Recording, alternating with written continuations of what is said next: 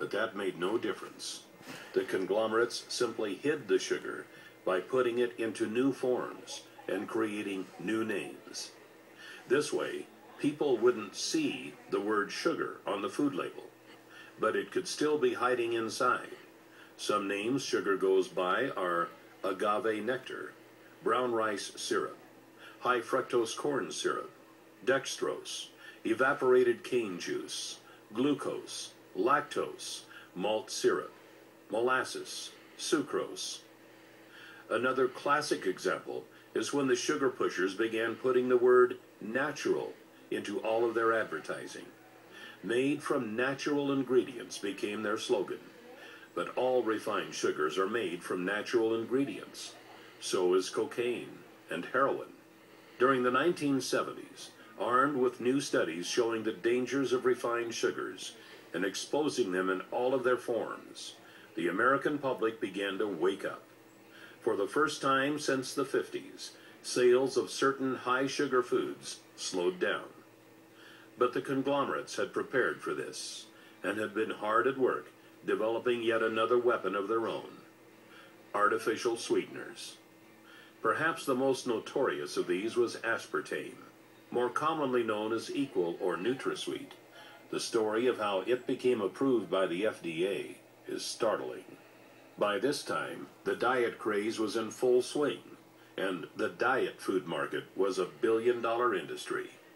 It was banned in 1973, and another artificial sweetener, cyclamate, had recently been banned when it was found to cause tumors in tests done on animals. Aspartame was initially also rejected by the FDA, but its developer, G.D. Searle, was not having it. Searle presented the FDA 100 different studies that showed it was harmless. Studies G.D. Searle had funded themselves. Why not? They knew if they could get it approved, they would make billions. But despite what their studies said, every time an independent study was done, it was found to be dangerous for human consumption.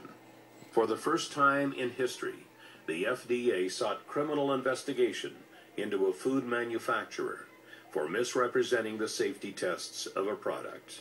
What the investigation revealed was shocking. Deceased lab animals from the tests were not autopsied for months or even years after their deaths, so that rotting would render any tumor data inaccurate. Other animals were found to have tumors cut out and thrown away. Then the animals with the removed tumors were labeled as normal.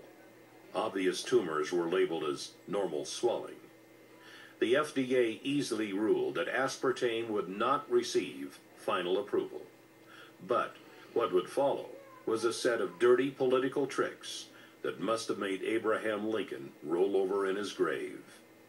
G.D. Searle first arranged to actually hire the U.S. attorney who was leading the investigation. Samuel Skinner first resigned from the U.S. Attorney's Office, stalling the investigation, then went to work for Searle. Later that year, Donald Rumsfeld was hired on as CEO of Searle. Yes, the same Donald Rumsfeld that was Secretary of Defense during the Bush administration. He appointed several political buddies to top management positions and proclaimed he would get aspartame approved within 1 year. At the time, Reagan had just been elected, and Rumsfeld was part of Ronald Reagan's transition team, who was in charge of choosing a new FDA commissioner. They appointed a man named Arthur Hall Hayes, Jr. One of Arthur Hayes' first acts as FDA commissioner was to appoint a 5-person panel to review the final decision to reject aspartame. 3 of the 5